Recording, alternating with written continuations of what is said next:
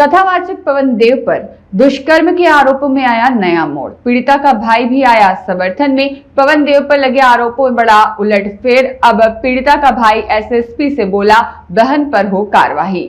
कथावाचक पवन देव पर दुष्कर्म का आरोप लगाने के मामले में नया मोड़ सामने आया है। अयोध्या के बीकापुर कोतवाली क्षेत्र में बिहार के सिवान निवासी एक महिला ने कथावाचक पवन देव पर गंभीर आरोप लगाते हुए तहरीर दी थी। महिला का आरोप है कि पवन देव ने मंदिर में शादी रचाने का झांसा देकर उसके साथ संबंध बनाया और बाद में उसे छोड़ दिया। साथ ही महिला ने अपने महंगे जेवरात हड़पने का भी आरोप लगाया है। पीड़िता के अनुसार शादी के बाद कुछ दिन तक पवन देव ने उसे अपने घर पर रखा, लेकिन फिर परित्याग कर दिया। महिला ने मीडिया के सामने अपनी बात रखते हुए कथित ऑडियो रिकॉर्डिंग और फोटो भी उपलब्ध कराए हैं। इस मामले में पीड़िता के अधिवक्ता नवीन मिश्रा ने कानूनी पक्ष रखा है। वहीं मामला मीडिया में आने के बाद कथावाचक पवन देव ने वीडियो जारी कर सभी आरोपों को सिरे से खारिज कर दिया। पवन देव का कहना है कि उन्हें फर्जी और झूठे मुकदमे में फंसाने की साजिश की जा रही है। उनका उस महिला से कोई संबंध नहीं है। उन्होंने कहा कि यह सब उनकी छवि खराब करने के लिए किया जा रहा है। इस बीच इस मामले ने तब और तूल पकड़ लिया जब आरोप लगाने वाली महिला का सगा भाई खुद पवन देव के समर्थन में सामने आ गया। भाई ने वरिष्ठ पुलिस अधीक्षक को तहरीर देकर अपनी ही बहन पर झूठे आरोप लगाने की बात कही और उसके खिलाफ कार्रवाई की मांग की। महिला उत्पीड़न से जुड़ा मामला होने के कारण पुलिस ने तुरंत संज्ञान लेते हुए जांच शुरू कर दी है। फिलहाल पुलिस दोनों पक्षों के दावों और दिए गए साक्ष्यों की पड़ताल कर रही है और इस मामले में पीड़िता महिला, कथावाचक पवन देव और महिला के अधिवक्ता नवीन मिश्रा के बयान दर्ज किए गए हैं। आते हुए जाते हुए देखेगा तो सोचेगा फोन पे लगा हुआ है।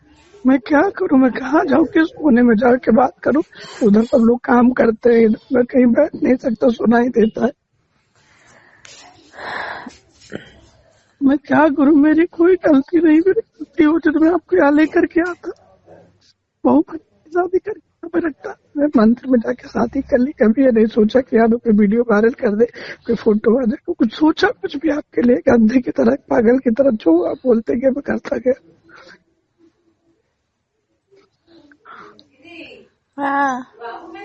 हाँ नीचे मेरे पास।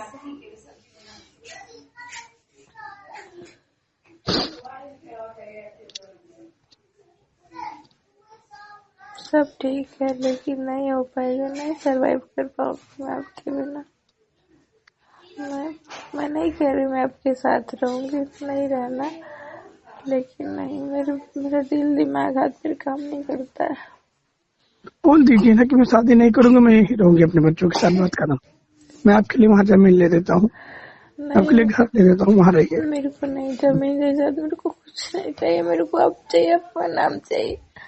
कुछ ऐसे लड़की नहीं हूँ, मुझे कुछ नहीं चाहिए। तो मैं कैसे अपना नाम आपको दे दूँ, आप बताइए ना, कैसे दे दूँ। नहीं दिया था क्या, शादी नहीं किए थे क्या हम? घर मिला के कितनी बार सिंदूर नहीं लगाया आपको, भगवान से नहीं मांगा आपको, यहाँ लाए थे, खुश नहीं था मैं आज कैसे कर लूँ जब नहीं हो सकता। मैं जानता हूँ कि ये चीज अब जीवन में नहीं हो सकती है, मेरे घर वाले नहीं मानेंगे। ठीक है, कोई बात नहीं, मेरे को रहने दीजिए। मेरे को मेरे हाल पे, मेरे को नहीं जमीन जायदाद नहीं चाहिए, मेरे को कुछ नहीं चाहिए। आप नहीं तो मैं क्या करूँगी? जमीन जायदाद तो सब कुछ है, क्या करूँगी इस चीज का? क्या करूँ आप मुझे बताइए, मैं छोड़ दूँ दुनिया? नहीं,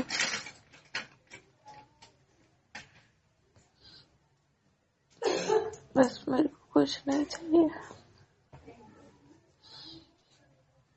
मेरे पास कोई ऑप्शन हो तो अब बताइए, क्या है? आप ऐसे कर लीजिए, सही हो जाएगा। बताइए आप मुझे, मैं आपके प्लास्टिक सर्जरी करा के आपका चेहरा बदल दूं कि आपके क्या बदल दूं? आप बताइए मुझे कि कोई याद ना कहे कि हाँ वही लड़की है, ये वही औरत है, वही महिला है, उसी को लेके आए जिसके साथ रह रहे।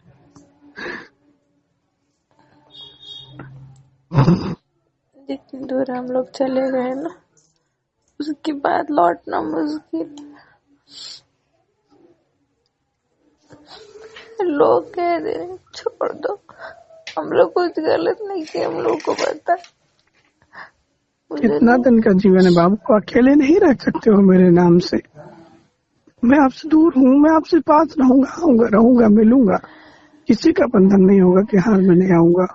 जब मुझे समय होगा मैं आऊंगा, आपके साथ रहूंगा, आपसे बात करता रहूंगा। तुम जिस चीज को कर रही हो वहां जाके की बात ना हो, संबंध तोड़ दो, खत्म कर, उससे तो अच्छा है अगर तुम वहां जाके घुट घुट के रह रही हो तो तुम कम से कम तुम अकेले रहो, अपने बच्चों को लेकर रहना चाहो तो वहां पे रहो। तो घर चाहिए जो वो चाहिए, वो तुम जहाँ रहना चाहो वहाँ बता दो, मैं तुम्हारे लिए ले दूंगा, मैं तुमसे मिलने आते रहूंगा। मुझे आपके साथ रहना है। मेरे को कुछ नहीं चाहिए, जमीन घर में क्या करूँगी, क्या करूँगी किसी चीज का आपके बिना, कुछ नहीं चाहिए।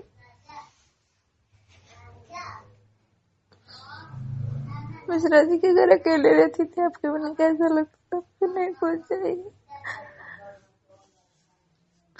तो आप बताइए ना मैं क्या करूं, जो चीजें यहाँ सब फैल गई हैं, जो सबके हाथ में, सबके मोबाइल में, जो सबके सामने, मैं क्या करूं? कैसे आपको लेके दो बारात लेके आपके घर चला जाऊं? आप बताइए ना, कैसे दुल्हन बना के लेके यहाँ चलाऊं आपको? बोलिए मैं क्या करूं? मैंने कुछ किया, कुछ मत करी, जो मैं फील कर रही हूँ मैं बता दी बस। मैं पे दबाव नहीं डाल रही हूँ किसी चीज का, मैं कुछ नहीं कर रही।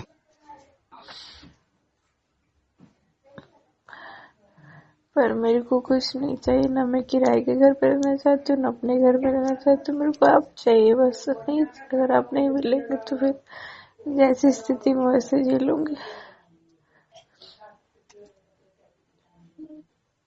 आपकी जगह कौन लेगा? जमीन, घर।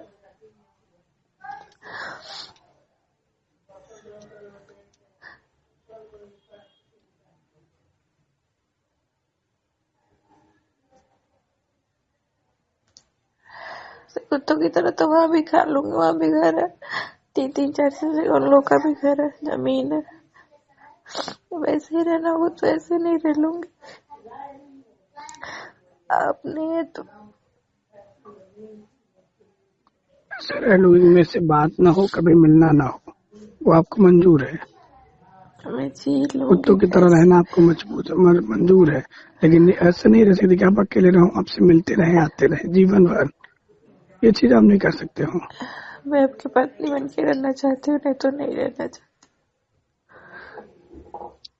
ये पंडित पवन देव महाराज मलेतु कनक बीकापुर के रहने वाले हैं, जो मेरे घर कथा करने गए थे 18 जून 2024 में कथा कहने गए थे, भागवत कथा। वहां से मेरी इनकी जान पहचान हुई नरकटियागंज वेस्ट चंपारण, जो जहाँ मेरा ससुराल है।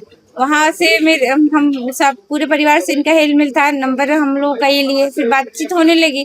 फिर वीआईपी दर्शन के बहाने मेरे को ये 10/8/2025 में ये लेके आए। उसके बाद ये मेरा रेप किए, अपने घर लाए, बोले कि मैं होटल ले चलूंगा, लेकिन होटल ले जाके मुझे अपने घर ले गए। तो इनके घर वाले हट गए और ये मेरा रेप किए। उसके बाद से मेरे हल्ला हंगामा करने पे इसने मुझसे शादी करी, फर्जी शादी, और उसके बाद ये मेरे को छोड़ दिया। और अब मैं इधर उधर भटक रही हूँ। इन सब प्रकरण की भी जो भी चीजें घटना हुई, मेरे हस्बैंड को सारी चीजें पता चली, तो वो मेरे को तलाक का केस कर दिए। तो अब मैं ना ये मुझे रख रहा है, और ना मेरे घर वाले, मेरे पहले ससुराल वाले मुझे तो रखेंगे ही नहीं जब मैं वहां से चली आई। तो मैं चाहती हूँ कि मेरे को न्याय मिले, इसको सजा मिले। सन में आप मुलाकात हुई थी, कितने सन? ये सर 24 में, हाँ 18 जुलाई 2024। नहीं सर, इसने मेरा बलात्कार किया, रेप किया। तो मेरे को ये था कि जब इसने मेरे साथ ऐसा किया तो ये मुझे रखे। ये सोच रहा था कि चलो, कोई बोल रहा था कि शादीशुदा लेडीजों के साथ क्या एक करे चाहे 10 करे, क्या मतलब है। तो मैं ये पूछना चाहती हूँ कि शादी हो जाने का मतलब ये है कि मैं महिला नहीं हूँ। ये बोलता है क्या हो गया, कोई अनमैरिड लड़की हो। मैंने कहा तुमको मैं बताती हूँ। जब मैं हल्ला हंगामा की सोर्स की, तो इसको लगा कि रेप किए हैं तो कहीं मेडिकल में आ जाएगा, तो ये मेरे को बहला फुसला करके मेरे को तब तक इसमें रखा जब तक ये ना हो जाए। कितने दिन से आप बैठे थी? तो मैं कोशिश की थी आने की, तो ये मेरे पे हमला करवाया बिहार में दिसंबर में, तो मैं नहीं आ पाई लगातार। और जब जो मैंने पहले भैया को बाइट दी है, पहले भी निकला था मीडिया में अध्यक्ष भैया को, तो उसमें मैंने सारी बातें बताई कि मैं क्यों नहीं आ पाई। मेरे माता पिता को प्रताड़ित करवाता था। अगर मैं यहाँ से कुछ करती थी तो मेरे मायके में मेरे घर मतलब मेरे भाई से मिल करके, और लगातार मेरे को हर तरह से प्रताड़ित करा है। मेरी जॉब छुड़ा दिया, मेरे ससुराल छुड़ा दिया, ये कुछ छोड़ दिया, मेरी जिंदगी एकदम तहस नहस कर दिया। मैं 1-1 रुपया की मोहताज हूँ। अच्छा, ऐसा वो अगर कह रहे हैं तो उस चीज को प्रूफ करके दिखाएं। मैं जो कह रही हूँ, मेरे पास सारा साक्ष्य है। मैं FIR दिखा रही हूँ आपको, पवन के साथ मेरी फोटो है, वीडियो, उसके ऑडियो में सारी चीज सुना, और मेरे भाई को मिला के अपने में कर लिया है, और वो पैसा वैसा खिला के उनको अपनी तरफ से बुलवा रहा है। आपराधिक लोग के अगर अपराधी के साथ है तो उसका वो प्रूफ दे। मैं यहाँ की तो सर रहने वाली हूँ नहीं, मेरा कौन है साथ देगा। ये मेरे वकील हैं सर नवीन मिश्रा सर, मैं किसी को यहाँ नहीं जानती हूँ। मैं तो पहली बार पवन देव द्वारा मेरे यहाँ लाई गई थी, तो मैं तो पहली बार अयोध्या आई थी, तो मैं कैसे किसी को जानूंगी। तो जब ये कांड हुआ तो क्या फिर आप वापस लौट गई? सर ये मुझे मेरे भाई द्वारा ये मिल गया और मेरे भाई द्वारा बोला गया कि दीदी आप आ जाइए, और पहले मेरे छोटा भाई है वो, आप पहले इसकी दोनों की साठगांठ हो गई थी, पहले वाले केस को आप रफा दफा कीजिए फिर आप जाइएगा। मुझे विश्वास हो गया कि चलो ये मेरा भाई है, ये मेरा पति ही है, तो मैं इन दोनों की बातें कहकर मैं चली गई। जब चली गई तो ये मुझे आने ही नहीं दिया, तब से बोला कि यहाँ पर बहुत हल्ला है, शांति हो गई तो आइएगा। उसके बाद मेरे को आने नहीं दिया। मैं अपने पवन देव महाराज और मेरे भाई से मेरे को खूब मार खिलवाया और बोला कि भाग यहाँ से, मेरे घर नहीं रहना है। और मेरे पास कोई रास्ता नहीं था, तो मैं अपने जेठानी के पास जाकर के रहने लगी। मैंने उनको सारी बातें बताई, तो वहां पर भी सब लोगों ने कहा कि आपने ऐसे क्यों किया, तो आपको पता था कि आप ऐसी कथावाचक है, ये सब पंडित वंडित है, ये सब किसी का साथ नहीं देता है।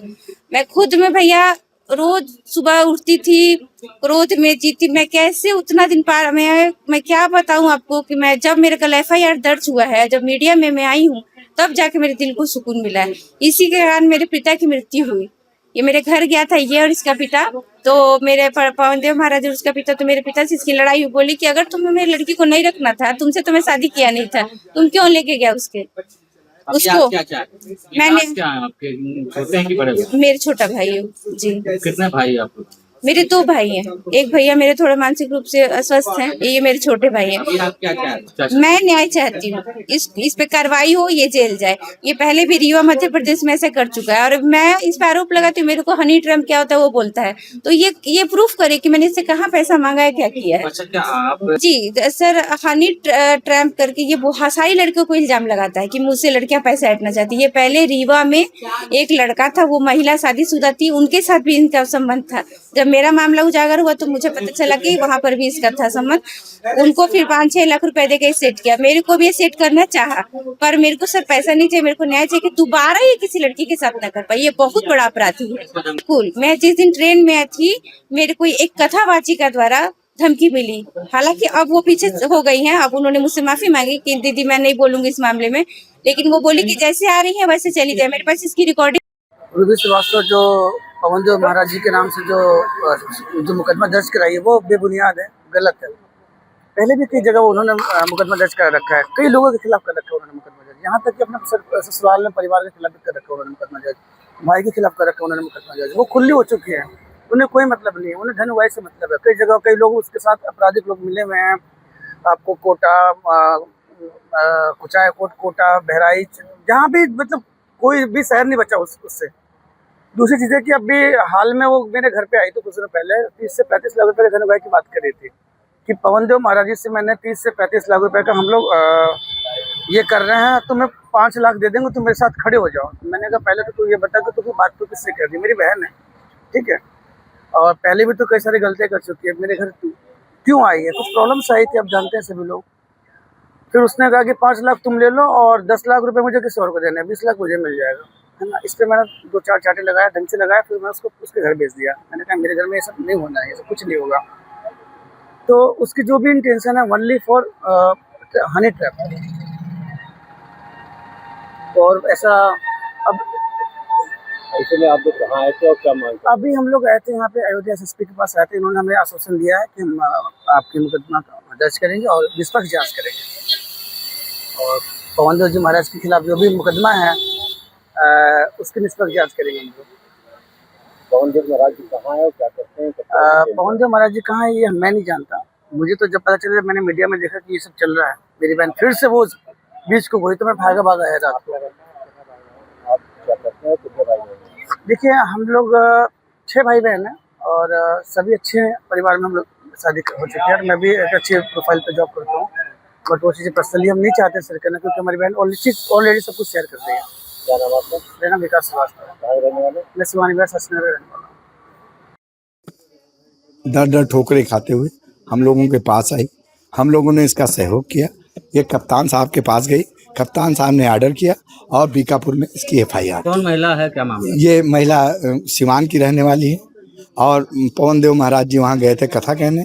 इससे वीडियो आदान प्रदान नंबर मिल गया, फिर बातें की, फिर राम मंदिर दर्शन कराने के लेके आए थे। राम मंदिर दर्शन कराने की जगह इसके साथ गलत काम किया, जो ऐसा ये कह रही है, गलत काम किया, उसके बाद फर्जी शादी की। ठीक, कहाँ रह रही थी? इन्हीं के साथ रह रही थी क्या? नहीं, इनके घर पे रह रही थी। जब इन्होंने गलत काम कर दिया तो उसके बाद रोने चिल्लाने लगी। उसने कहा FIR कर देंगे, मीडियम चले जाएंगे। तो उन्होंने कहा कि हमारे घर रहिए, हम शादी कर लेंगे। तो हनुमानगढ़ी पे इन्होंने फर्जी शादी कर दी। अगर तो शादीशुदा ये पहले से थी तो इनने क्यों शादी के लिए? देखिए, अब आपको मैं लीगल बात बता रहा हूँ। शादीशुदा आदमी अगर दूसरा शादी करता है 494 में मुलजिम बनता है, वो एक अलग चीज हुई। लेकिन आप बरगला के किसी का आदमी को, कोई आप सम्मानित आदमी हैं, आपको समाज ने एक इज्जत प्रदान किया है, और समाज के इज्जत के बाद आप ये काम कर रहे हैं, बहुत गलत काम है। क्योंकि आप निकृष्ट काम कर रहे हैं। सामाजिक आदमी ये काम नहीं करता। छोटा मोटा गली का आदमी कोई काम कर ले, वो अलग चीज होते हैं। एक पढ़ा लिखा विद्वान आदमी, समाज में 100 आदमी पैर छूते हैं, सम्मान करते हैं, उसको ऐसा काम नहीं करना चाहिए। क्या कार्रवाई हुई है? FIR दर्ज हो गई है। आप मेडिकल होगा, 164 का बयान हो। किस धाराओं में वो लगी है? देखिए, 505 लगी है, 69 BNS लगी है, और अब 164 के बयान में इसकी बातें आई। किस सन में इनके साथ हुआ है? 2024 में जी। तो मैं आपसे पूछना चाहता हूँ कि ये कब की बात है? अगर घटना 2024 की है तो जल्दी में नहीं, तो वो बताए ना कि कब उन्होंने मार के भगा दिया। ये शादीशुदा महिला है, उनके घर नहीं रहती है, ये अपने ससुराल में रहती है। उनका क्या रोल है? उनका रोल केवल इतना है कि पैसे वाले लोगों ने उनको खरीद लिया, वो आके बयान दे रहे हैं। 24 की बता रहे, तो अभी तक ये कहा लगातार ये प्रयास कर रही थी, कोई अधिकारी नहीं मिल रहा था। आज एक सही कप्तान मिला, सही न्याय की बात किया, उसने FIR दर्ज कराया। क्या पवन जो है, क्या और भी लोग कह रहे हैं, बहुत सी बातें यहाँ भी आ रही हैं, बातें आ रही हैं, सामने आएंगी। मिल रही है? धमकी तो लगातार इसको मिल रही है कि अयोध्या आओगे तो तुम्हारी हत्या हो जाएगी। क्या मांग आप कर रहे हैं? मैं इसकी सुरक्षा की पूरी मांग कर रहा हूँ। क्या नाम आपका? नवीन मिश्रा, पूर्व महामंत्री।